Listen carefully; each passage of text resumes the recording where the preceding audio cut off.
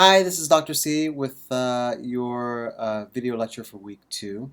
I want to start off by apologizing for this lecture appearing just a little bit later than I really wanted to have it appear. But I wanted to go through all of the assignments that you've submitted before this point to kind of talk at least briefly about them in this video lecture, and it took me a little bit of time because there's quite a fair amount of writing that you've submitted since last week, as you well know.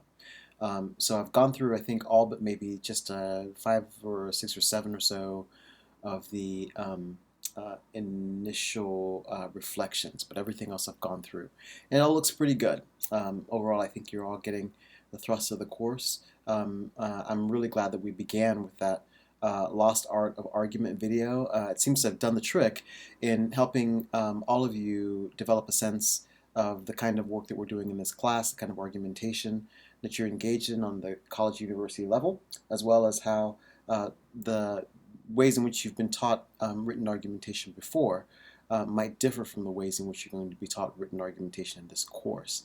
Now, I think you've already received instructions in the form of I think the instructions for the sharing assignment that you did last week, which thank you for those of you that were able to post your work. Thank you so much for doing so.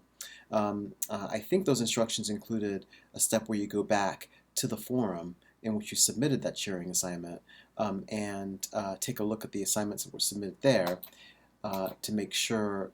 I'm going to take a quick look at this to make sure I'm not telling you to do something that you can't do. Let's see. Oh, no, looks like you've already started doing it.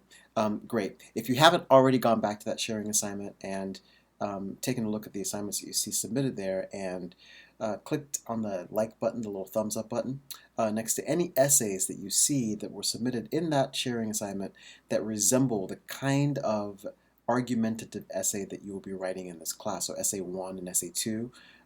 If you want to take a look at those prompts, what they ask you to do on a fundamental level, the way they ask you to use research, especially for the second essay, essay 2, the way they ask you to use sources as support, the way they the way they imagine or conceptualize this work as being inquiry-driven and thesis-driven.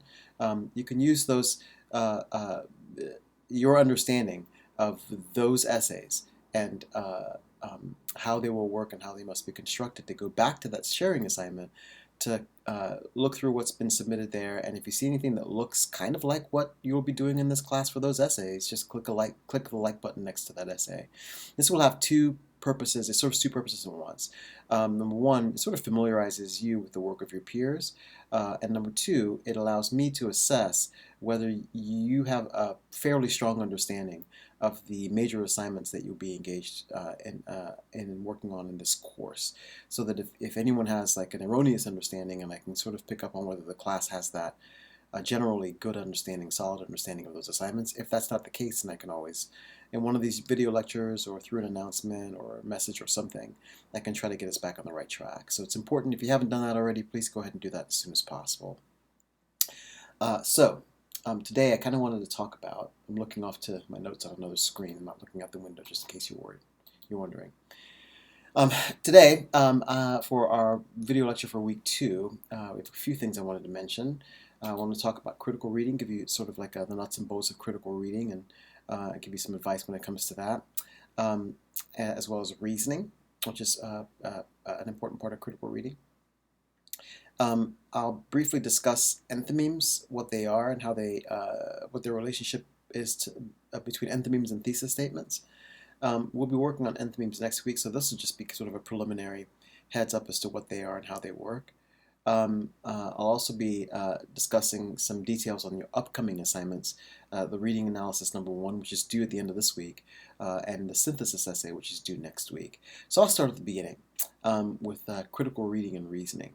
Now, one of the things that students tend to have a lot of difficulty with when they come into composition courses, that includes writing 121 and 122 and 123, is that they usually arrive in these courses without a very strong apparatus set up for annotating or note-taking. Annotating means note-taking, right? Critical reading, if you want to become very good at critical reading, requires good and disciplined approach to note-taking. Why is that the case? Well, it turns out when we write things down about the things that we're reading, it helps us understand those things more effectively. Sometimes that's because um, uh, we are analyzing the thing that we're reading as we're reading it, and in other words, we're breaking it down to its parts and we're laying out the parts on our notes. Other times, it's because we're synthesizing the thing that we're reading with something else that we've read. So taking notes then becomes an activity where you're trying to establish the connections that exist between two pieces that may or may not speak to directly the same concerns, right? So note-taking can be a very powerful way of rapidly increasing our critical reading skills. Far too students engage in a disciplined and sort of formalized note-taking process. By the end of this term, you will have learned one of those. You will have learned a formalized and disciplined note-taking process. And in this class, that's in the form of the annotated bibliography that's due later in the term. That's basically what that assignment is. But in order for you to improve at that kind of an assignment or at that kind of work, it's I think important for us to analyze what good note taking sort of like includes, right? If you want to use good note taking to improve your critical reading skills and your reasoning, then it makes sense, I think, to stop for a second and really think our way through note taking. For this class, you will find that there are a handful of really important skills basic to really good, strong, disciplined note-taking. One is the ability to summarize an argument. Now, summarizing an argument is very different from paraphrasing an argument, which is another skill that's really important for you to have when it comes to this kind of note-taking, or for you to work on when it comes to this kind of note-taking. It's just skills. The more you do them, the more you work on them, the more you think about them, the better you get at them over time, right? So with summary, for when you're talking about argumentation, all you're really doing when you're summarizing an argument is you're providing a sense of the argument's main assertion or its thesis statement. So if you're able to identify the thesis statement of an argument and restate that thesis statement in a compressed form, that is your summary of the argument. So if you're able to do that, let's say in a sentence or two, most really, really good writers of this kind of written argumentation can summarize an argument in a single sentence. Most students who are learning to become better at this kind of writing can summarize an argument typically in 2, max 3 sentences. So summaries are pretty short. And that's really, again, so when you summarize an argument, essentially what you're doing is you're presenting its thesis statement. When you're sometimes in a summary, you may provide a sense of the reasoning of the argument. In other words, the points that the author raises or brings about or develops to illustrate the validity of their thesis statement. Sometimes you might include a sense of that in your summary, but more often than not, it's just pretty much laying out the thesis statement of the argument. Paraphrasing is different. Paraphrasing accounts for not just what you're arguing, but also for how you're making the argument. In other words, paraphrasing includes a thesis statement, but it also includes a sense of the argument's reasoning. And paraphrasing, if you're going to paraphrase an entire argument, you would begin with a summary of the argument, and then you would you would proceed into sort of a point-by-point breakdown of what the author argues, as well as a sense of how they supported those arguments. That's if you're paraphrasing an entire argument, right? And sometimes you want to do that. It depends on what you're using the argument for. In your essay, if it's a really fundamental source, a source that's really, really, really important to the entire argument that you yourself are making in your essay, the one in which you're using the source for, then you might want to paraphrase that source more kind of fulsomely or holistically, meaning that you present a good, strong sense of the entire argument from the beginning of it to the end. More often than not, what you're doing when you're paraphrasing is that after summarizing an argument, you then go to the part of the argument that you want to draw explicit attention to, and you paraphrase that. So typically speaking, you'll be paraphrasing a page or two at a time out of an argument, or maybe a few paragraphs at a time out of an argument rather than the entire argument itself. And often what you see when people take good notes in which they summarize arguments and paraphrase arguments effectively, with the goal of using those notes to help construct the essay that they're taking the notes for in the first place. Often what you see in good student work like that is that when they bring up a source, they first summarize the argument, then they paraphrase the moment from the source that really supports whatever it is that they're trying to support by bringing the source into their argument in the first place. So if they've said something they need to support, they'll go to the summary of the argument that supports the thing that needs supporting, the claim that they've made that needs supporting, then they'll proceed to a paraphrase of the moment of the argument that really supports whatever it is that they're trying to support, and then they'll refer back to the thing that they've supported. And that last step is called synthesis. Now, there's usually sort of in that process when you go from note-taking to essay writing, often what happens is that summary, paraphrasing, and direct quoting all kind of get mixed up together, right? In student work, especially students that are trying to get better at this kind of writing, what they often do is they might summarize an argument, but they'll just dive immediately into quoted material, right? In more advanced work, those authors tend to know that what they need to do is summarize the argument, then paraphrase the moment or the element of the argument that really sort of speaks directly to supporting the claim or assertion that they've made that needs supporting. And they'll only directly quote if they actually really need the reader to see the original wording of the argument that they're using. Students sort of reverse that process. They may summarize the argument, but they'll then dive directly into quotations, resulting in essays that feature a lot of excessive quoting. And that's the reason that that excessive quoting is there.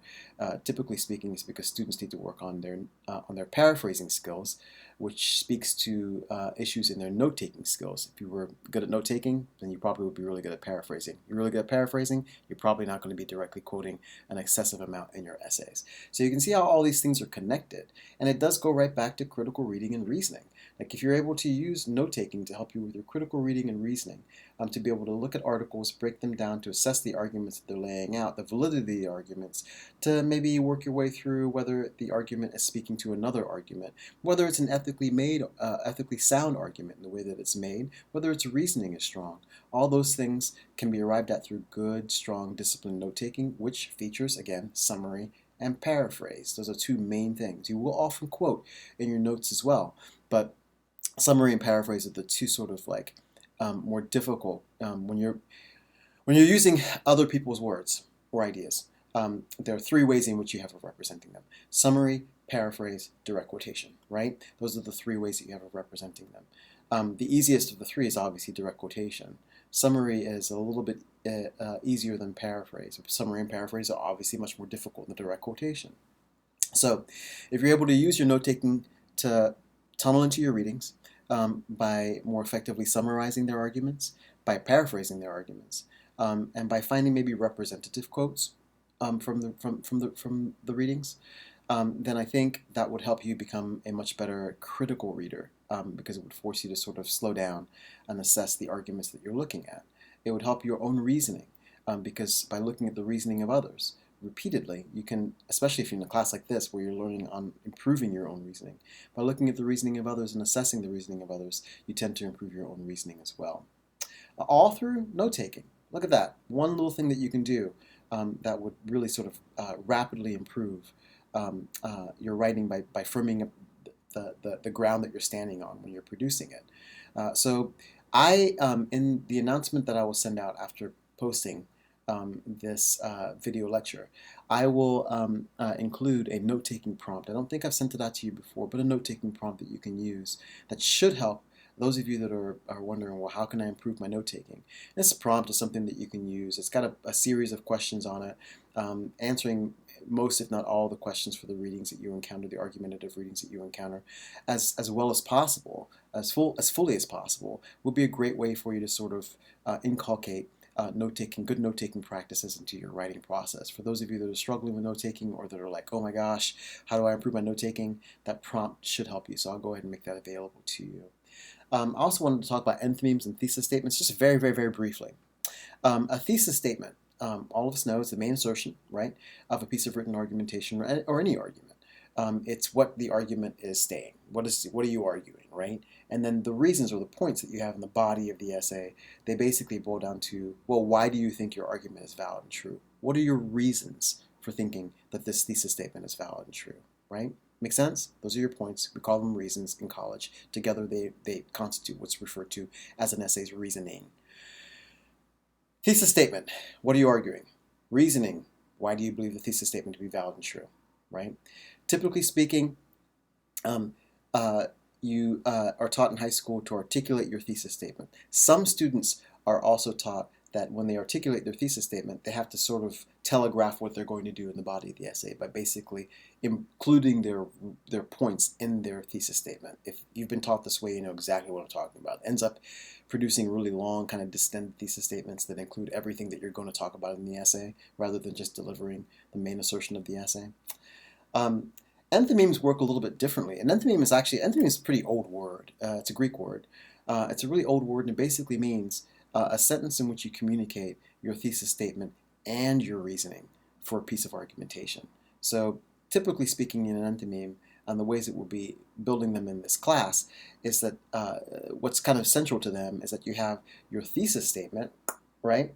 And your thesis statement is followed by the word because, and after the word because is a summary, not a listing of your reasons, but a summary of the reasons that you have in your argument for why your thesis statement should be considered valid and true. So let's say my argument is, I have an argument, the topic of the argument is SUVs. And let's say that my argument, after looking through a bunch of sources and doing all the research and arriving at a good argument, I have arrived at the argument. My original question, my research question was, are SUVs really worth it? Are they worth the cost? They're more expensive. Why makes them better than cars? Like, are they really worth the purchase? They're more expensive than cars, right? So after all that, I have my thesis statement. After all that research, I've arrived at a stance. And my stance is that SUVs are worthwhile purchase. And I have 3 different reasons. They are spacious, they have great towing packages, and they are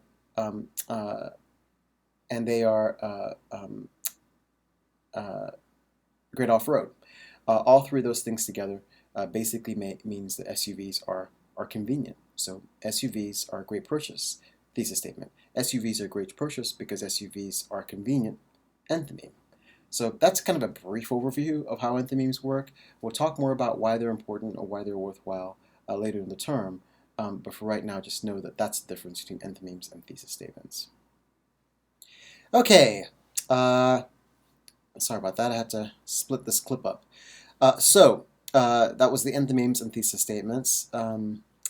You have 2 assignments coming up, the reading analysis and the synthesis essay. As I've mentioned before, your assignments in this class are scaffolded, meaning that they are set up so that they lean into one another. Your reading analysis helps prepare you for the synthesis essay. The 2 assignments together help prepare you for essay number 1, that sort of a thing. And I've been talking about the importance of annotation and note-taking. Well, the reading analysis is really sort of, for those of you that aren't particularly schooled in good solid note-taking, the reading analysis will test your ability to summarize, to paraphrase, and it will also ask you to take a look at the argument that's being covered and start thinking about it in terms of the questions that it poses or the questions that you have at the end of it. That last step is really important. That's an element of what we refer to as inquiry-driven written argumentation or scholarship. And you'll find the more you do scholarship, the more sort of immersed you get in scholarship. For those of you especially that aren't seniors, who aren't seniors, the more scholarship you engage with, the more you'll see that we are often asking in scholarship, asking more questions than we are answering those questions. We try to answer questions as much as possible, but scholarship itself is very inquiry-driven, and I think that for a lot of students that can be a bit of a surprise. But anyways, the reading analysis is meant to help prepare you for that aspect or element of scholarship, but also meant to help you give you some practice and some important skills in note-taking, i.e. summary and paraphrase, which I've already discussed both of those, and direct quotations, use and integration of direct quotations. So I believe, yeah, let's see here.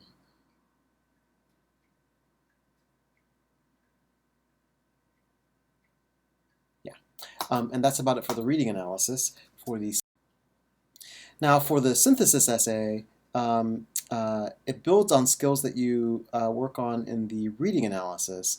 But as you will see when you encounter the synthesis essay, or if you look a little bit forward and take a look at the prompt for that assignment, you'll see that the goal there is actually discussing, is not just taking notes on one source, but it's trying to establish connections between 2 arguments that may or may not have obvious connections in the first place. That's an important element of what's referred to as synthesis, which I've already mentioned.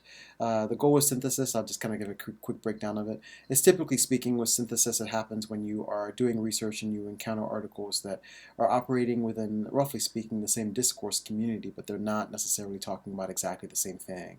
Synthesis is the ability to see the ways in which the arguments overlap, intersect, or speak to one another's concerns, and exploiting those observations about those connections in the pursuit of producing your own pieces of written argumentation, or in using those sources to help generate the arguments that you produce. So that's a little bit of a ways in the future. Right now, I want you to focus on the reading analysis, and just keep in mind that there are skills that you're working on in this reading analysis that will those skills will be important to you in the synthesis essay that you have coming up. I think that's about all I wanted to talk about in this video. I'm just kind of taking a look back at my notes. I believe, yep, that's it. So if you have any questions about anything, please let me know. But that's it for today, and thanks again. I will. I look forward to talking with you again soon. Thank you. Bye.